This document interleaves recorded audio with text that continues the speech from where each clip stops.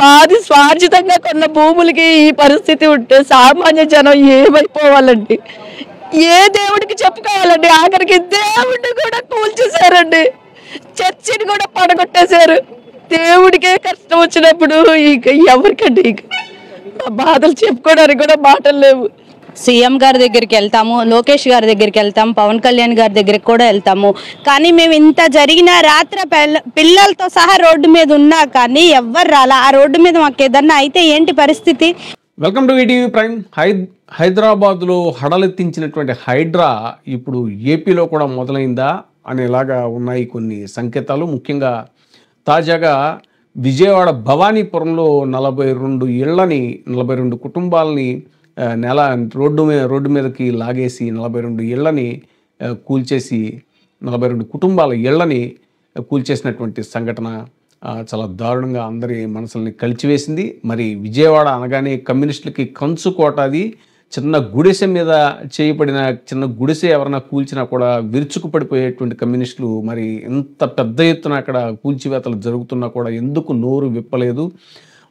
వాళ్ళ నోళ్లు మూయించిన పెద్ద మనుషులు ఎవరు అనేటువంటి చర్చ కూడా జరుగుతుంది. వివరాల్లోకి వెళ్తే మజిద్ అనేటువంటి వ్యక్తి విజయవాడ భవానీపురంలో తనకున్నటువంటి 2.15 ఎకరాల భూమిని అక్కడ 42 మంది వ్యక్తులకి విక్రయించాడు. అంటే 42 కుటుంబాలకు సంబంధించిన వాళ్ళకి విక్రయించాడు. వాళ్ళంతా కూడా 2001లో ఇది జరిగితే అప్పటి నుంచి వాళ్ళు కూడా ఈ 25 ఏళ్ల పాటు ఇంచుమించు ఇంటి పన్ను కడుతూ అక్కడ వాళ్ళు బ్యాంకులో లోన్లు తెచ్చుకుని మరీ ఇళ్ళు నిర్మించుకున్నారు.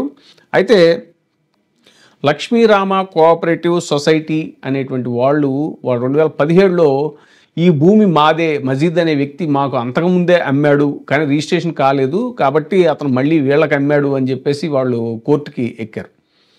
అయితే కోర్టు వాళ్ళకి అనుకూలంగా లోకల్ కోర్టులో తీర్పు వచ్చింది. అయితే ఈ 42 కుటుంబాల వాళ్ళు ఎవరైతే ఉన్నారో వాళ్ళు అప్పటికే ఈ విషయాన్ని సుప్రీంకోర్టులో సవాల్ చేశారు.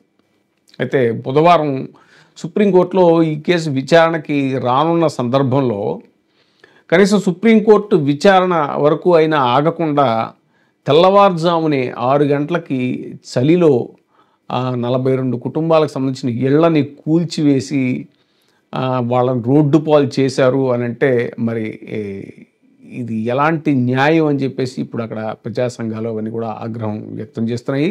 ఇది చాలా దారుణమైనటువంటి విషయం. ఇప్పుడు ప్రజాప్రతినిధులు ఎవరైనా కూడా అవి అక్రమ కట్టడాలు, ఆ లక్ష్మీరామ కోఆపరేటివ్ సొసైటీకి చెందిన భూమి అది అని నమ్మినా కూడా అధికారులు కానీ అక్కడ ప్రజాప్రతినిధులు కానీ వాళ్ళు కన్విన్స్ చేయాలి. వాళ్ళని లక్ష్మీరామ కోఆపరేటివ్ సొసైటీ కన్విన్స్ చేసి సుప్రీంకోర్టు తీర్పు రాబోతుంది కదా, కనీసం ఇంకొక 4-5 గంటల్లో అంటే 11 గంటలకల్లా తీర్పు సుప్రీంకోర్టు నిర్ణయం బయటకు వస్తుంది.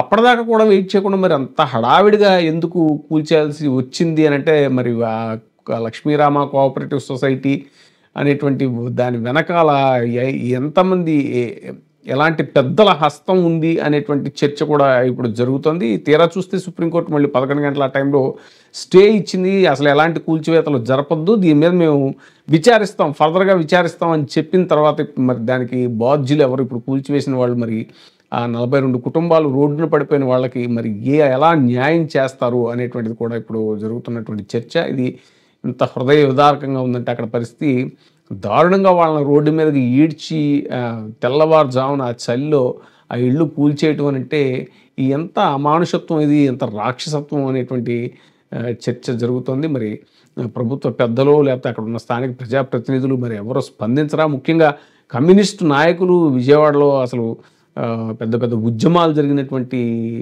చోటది, కమ్యూనిస్టుల కంచుకోట. సిపిఐ నారాయణ లాంటి వాళ్ళు మరి బిగ్ బాస్ నాగార్జున గారి బిగ్ బాస్ గురించి దాని మీద విపరీతంగా స్పందిస్తారు. చాలా అవసరం లేని విషయాల మీద స్పందిస్తారు. ఆయన మరి ఎంత పెద్ద విధ్వంసం అక్కడ జరుగుతుంటే కూడా ఆయన ఎందుకు నోరు వెప్పట్లేదు అనేటువంటి చర్చ కూడా జరుగుతుంది. మరేమో గతంలో జగన్మోహన్ రెడ్డి గారు అధికారంలోకి రాగానే నదీ గర్భంలో అక్రమంగా నిర్మించినటువంటి కట్టడం ప్రజావేదిక, దాన్ని కూల్చినప్పుడేమో ఇది విధ్వంసం, ఇంకేముంది విధ్వంస పాలన, అది ఇది అంటూ గగ్గోలు పెట్టింది సెక్షన్ మీడియా, కూటమి అనుకూల మీడియా. మరి ఈనాడు 42 మంది ఇళ్లని కూల్చివేసి వాళ్ళని రోడ్డు పాలు చేస్తే మరి ఇది ప్రజాపాలన అంటారా? మరి దీనికి ప్రభుత్వ పెద్దలో లేకపోతే స్థానిక ప్రజాప్రతినిధులు ఎలా స్పందిస్తాయి అనేటువంటిది ఇప్పుడు చర్చ జరుగుతుంది. కనీసం సుప్రీంకోర్టు తీర్పు కోసం ఆగలేనంత ఒక 4-5 గంటలు ఆగలేనంత ఇదిగా వాళ్ళని ఆ కుటుంబాలని రోడ్డు పాలు చేశారు అంటే నిర్దాక్ష్యంగా కూల్చివేతలు చేసి జేసీబీలతో వాటితో మరి దీని వెనకాల ఈ లక్ష్మీరామ కోఆపరేటివ్ సొసైటీ అనేది ఏదైతే ఉందో వాళ్ళ వెనకాల ఎలాంటి పెద్దల హస్తం ఉంది అనేటువంటిది ఇప్పుడు చర్చ జరుగుతుంది. చూడాలి ముందు పరిణామాలు ఎలా ఉంటాయి.